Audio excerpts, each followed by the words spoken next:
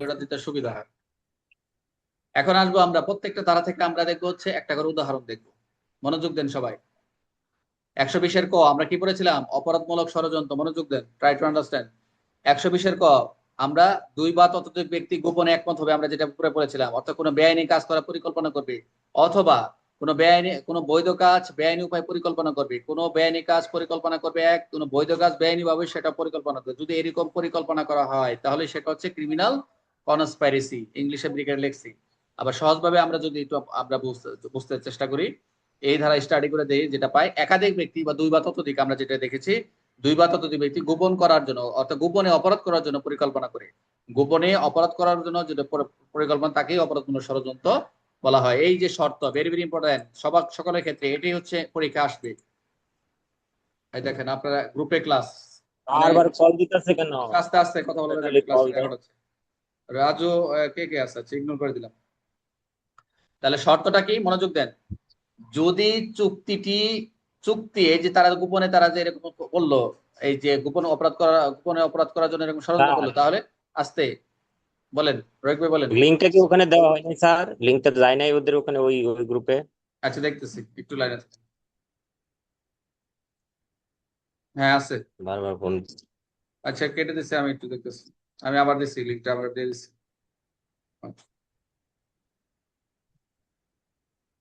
রাজু তো দেখি ক্লাসে আসে না এখানে, রাজু তো ওখানে দেখি ক্লাস করতেছে বসে। আচ্ছা ঠিক আছে, তাহলে শর্তটা কি? অপরাধমূলক ষড়যন্ত্র আমার শর্তটা কি? যদি চুক্তিটি কোনো অপরাধ সংগঠনের জন্য না হয়, মনোযোগ দেন এটা কিন্তু, মনোযোগ দেন, যদি চুক্তিটি অপরাধমূলক সংগঠনের জন্য না হয় তবে চুক্তি করলেই অপরাধ হবে না, এটা অপরাধমূলক ষড়যন্ত্র হবে না। চুক্তিটি যদি অপরাধ সংগঠন যদি না হয়, যে অপরাধ সংগঠন হচ্ছে না, তাহলে কিন্তু অপরাধ ষড়যন্ত্র হবে না। এটি কিন্তু শর্ত।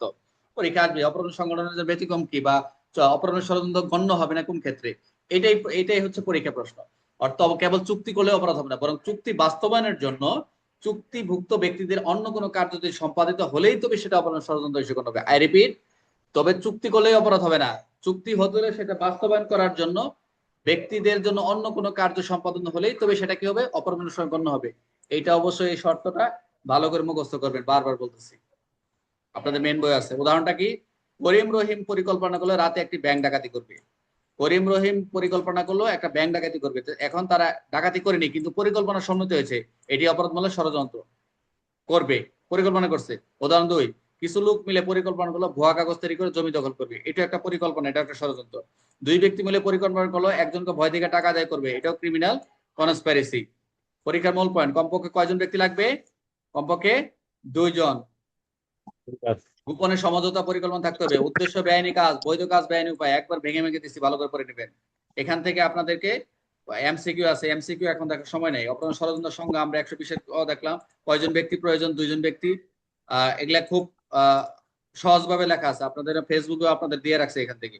এগুলো এমসিকিউ নিয়ে আমরা আলোচনা ডিলে করতেছি না। তারপরে যাব অপরাধমূলক ষড়যন্ত্রের শাস্তি 120-এর খ। অর্থাৎ যদি এই যেটা বলা রয়েছে 120-এর খতে আমরা সাজাটা দেখব, অর্থাৎ যে সাজা নির্ধারণ করা আছে সেই অনুযায়ী সেই সাজা হবে, এ নিয়ে টেনশন দরকার নেই। এটা সাজা হচ্ছে লিখবেন, শাস্তি হচ্ছে 120-এর খ, এখানে আর কিছু নেই। উদাহরণটা কি? ওই যে যেটা আমরা যদি এই যে উদাহরণগুলো দেখলাম তিনটা, ব্যাংক ডাকাতি, তারপর হচ্ছে জমি জমি তারা ষড়যন্ত্র করতেছে, তবে এই এইদের শাস্তিটা কিন্তু 120-এর ক হবে। ঠিক আছে? তাহলে শাস্তি হতে পারে কারাদণ্ড, জরিমানা, উভয় হবে। শাস্তি নির্ভর করে মূল অপরাধের উপর, ধরনের উপর। আচ্ছা, তারপরে আমরা যাই, মনোযোগ দেন সবাই। 120-এর 121, এটার একটা উদাহরণ দেখি। আমরা যেটা দেখছিলাম, বাংলাদেশের বিরুদ্ধে যুদ্ধ ঘোষণার চেষ্টা। এটার উদাহরণটা কি হতে পারে? একটি সশস্ত্র দল সরকার উৎখাত করার জন্য অস্ত্র নিয়ে সেনাবাহিনীর বিরুদ্ধে আক্রমণ শুরু করলো, এটি বাংলাদেশের বিরুদ্ধে যুদ্ধ। একটা সশস্ত্র দল যদি সেনাবাহিনীর বিরুদ্ধে যুদ্ধ করে, এটা কি বাংলাদেশের বিরুদ্ধে যুদ্ধ ঘোষণা না? এটা কি 121 দ্বারা মামলা হবে। 121-এর ক, এটার উদাহরণটা কি হতে হবে? অপরাধ ষড়যন্ত্র করবে, যে কয়েকজন ব্যক্তি গোপনে বৈঠক পরিকল্পনা করলো যারা অস্ত্র সংগ্রহ করছে, সরকার বিরুদ্ধে যুদ্ধ করবে, এটা একটা ষড়যন্ত্র, অপরাধ করার জন্য ষড়যন্ত্র করছে। আর অস্ত্র সংগ্রহ কি? একটি দল সরকারের বিরুদ্ধে যুদ্ধ করে গোপনে অস্ত্র গোলাবার সংগ্রহ করছে, এরকম বহু হয়েছে, এটা একটা বাইদারের অপরাধ, অস্ত্র যদি সংগ্রহ করে। যুদ্ধের পরিকল্পনা গোপন রাখছে কিরকম? কোন ব্যক্তি জানে কিছু লোক রাষ্ট্রের বিরুদ্ধে যুদ্ধ করার পরিকল্পনা হচ্ছে, কিন্তু রফিক জানে, নাজমুল জানে, কিন্তু তাতে গোপন রেখে সাহায্য করছে, এটা একটু 123 দ্বারা অপরাধ। 123-এর ক, রাষ্ট্র প্রতিষ্ঠার নিন্দা, এই রাষ্ট্র প্রতিষ্ঠার যে নিন্দা সার্বভৌমত্বের বিলোপ প্রচার করে, এটা উদাহরণটা কি হবে? কোনো ব্যক্তি জনসম্মুখে বক্তৃতা দিয়ে বাংলাদেশের রাষ্ট্রকে বিলুপ্ত করা উচিত, রাষ্ট্রকে বিলুপ্ত করা উচিত, মানুষকে উস্কানি দেয়, এটা 123-এর ক। 124 যেটা হচ্ছে রাষ্ট্রপতির কথা বলছে, রাষ্ট্রপতি বা সরকারের প্রতি আক্রমণ, কেউ রাষ্ট্রপতির গাড়িতে হামলা করছে, বাধা বাধা করতে চায়, তিনি একটা আইন বাতিল করেন, তিনি এই আইনটি বাতিল করেন, এটি একটা 124 দ্বারা অপরাধ। যে রাষ্ট্রপতিকে হামলা করে তাকে বাধ্য করতে চায় যেন তিনি আইনটি বাতিল করেন, এটা একটা অপরাধ, যেটা ভেরি ভেরি ইম্পর্টেন্ট। 124 ক রাষ্ট্রদ্রোহ, সেডিশন, কেউ জনসভায় বক্তৃতা দিয়ে জনগণকে সরকারের বিরুদ্ধে বিদ্রোহ প্রশিক্ষণ দেয়, ঘৃণা করে, এটা একটা রাষ্ট্রদ্রোহ। ওই যে যে রাষ্ট্রদ্রোহ হইতে হলে ঘৃণা, হিংসা, বিদ্রোহ, যে বিষয়গুলো থাকবে, উস্কানি, এইগুলা হলেই রাষ্ট্রদ্রোহ হবে। 124 ক। 125 বাংলাদেশের মিত্র এশিয়ার রাষ্ট্রের বিরুদ্ধে যুদ্ধ ঘোষণা, যেটা দেখলাম যে মিত্র এশিয়ার বিরুদ্ধে যুদ্ধ করার জন্য বাহিনী সংগঠিত করে, 125 যদি এরকম বাহিনী সংগঠিত হয়। 126 শান্তিপূর্ণ রাষ্ট্রের লুটপাট, যেটা বলে 126-এ, শান্তিপূর্ণ রাষ্ট্রের এলাকায় লুটপাট করা, যে কোনো সীমান্তে গিয়ে লুটপাট চালায়, বাংলাদেশ শান্তিপূর্ণ সম্পর্ক আছে, এরকম 126 দ্বারায় অপরাধ হবে। লুট করা সম্পত্তি গ্রহণ, যেটা বললাম, ওই যে আমরা দেখলাম 125-26-এর ক্ষেত্রে কেউ জেনে শুনে সম্পত্তি বিদেশে লুটপাট করে আনা হয়েছে, তবে সেই সম্পত্তি কিনে নেয়, এটা 127। এরকম আমরা দেখা যায়, কিছুদিন আগে আমরা ঘটনা দেখছি না, বলা দরকার নেই, আমরা দেখছি না এরকম সম্পত্তি লুটপাট করা। 128 জি সরকারি স্যার। আসতে সরকারি কর্মচারী রাষ্ট্রপতি যুদ্ধবন্দীকে কি সরকারি কর্মচারী কর্তৃক 128, যে একজন কারারক্ষী ইচ্ছাকৃতভাবে রাষ্ট্রপতি জেল থেকে পালিয়ে সাহায্য করছে, যে সরকারি কর্মচারী একজন কারারক্ষীকে জেল থেকে পালিয়ে সাহায্য করছে, 128। আর যদি 129 কি অবহেলা কারণে, কারারক্ষী দায়িত্বে যারা থাকবে সরকারি কর্মচারী হিসেবে, তাদের দায়িত্ব অবহেলার কারণে রাষ্ট্র জেল থেকে পালিয়ে গেলে তাদের বিরুদ্ধে এই ধারায় কি দিবে, মামলা দিবে। সর্বশেষ 130 রাষ্ট্রবন্দী বা যুদ্ধবন্দীকে পালা সহায়তা করা, শুধু এটা সহায়তা করা না, এটা কি রাষ্ট্রপতি যুদ্ধবন্দী সহায়তা করছে এবং তাদেরকে নিয়ে রাখছে, গোপন রাখছে, যে আমার বাসায় আশ্রয় দিছি, পুলিশকে খবর দিচ্ছে না, বাড়িতে লুকায় রাখছি, এটা হচ্ছে 130 দ্বারা অপরাধ। প্রত্যেকটা দ্বারা থেকে আমি চেষ্টা করছি আপনাদের জন্য অন্তত উদাহরণ দেওয়া, যাতে মেন বইতে এরকম উদাহরণ দেওয়া নাই, ধারাটা আপনার পড়তে গেলে যখন আপনার ব্যাখ্যা পড়বেন, ভাষ্য পড়বেন, দেখবেন খালি মাথায় চলে যাচ্ছে, আর ওইটা সাজা টাজা মাথায় থাকবে। এই জন্য যতটুকু পরীক্ষা হলে প্রত্যেকটা ধারার অন্তত মূল সূচিটা যদি মাথায় থাকে, তাও তো 2-1 লাইন লেখা এসে ধারাটা যদি সঠিক থাকে, মার্ক পেয়ে যাবেন। অতিরিক্ত লেখার চেয়ে, অর্থাৎ বেশি লেখার চেয়ে কম লেখা শ্রেয়। অল্প ভাষায় কথা কাজ হলে বেশি কথা প্রয়োজন, কি একটা কথা আছে না? এই জন্য যতটুকু প্রাঞ্চল ভাষা, যতটুকু সহজ বুদ্ধ করে নিজের মতো করে লেখবেন। আর এখানে 121 থেকে 130 পর্যন্ত আপনাদের এমসিকিউ দিয়ে দিচ্ছি। এখানে এখানে প্রত্যেকটা ধারা থেকে আপনাদেরকে এমসিকিউ দিয়ে দিচ্ছে, এভাবে পরীক্ষা আসলে এমসিকিউ যদি এগুলো আসে, এমসিকিউ এভাবে আসবে, বুঝতে পারছেন? এখানে অন্যভাবে আসবে, এগুলো ধারা থেকে এভাবে এমসিকিউ আসবে।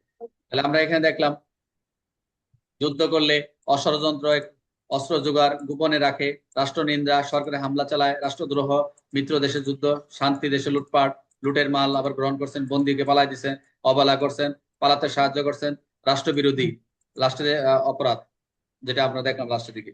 তাহলে মোটামুটি আমরা কিন্তু এই এই 124 সরি 121 থেকে 120-এর ইয়া থেকে এ থেকে একদম 30 পর্যন্ত মোটামুটি আমরা প্রত্যেকটা একটা করে উদাহরণ দেখলাম। আরেকটু দেখি, এখানে আমি ধরবো, এই যে এখান থেকে ধরবো, সবাই ধারা বলবেন, এই যে সরা থেকে আমি আসতেছি, আমরা একটু নিচের দিকে আরেকটু আসি।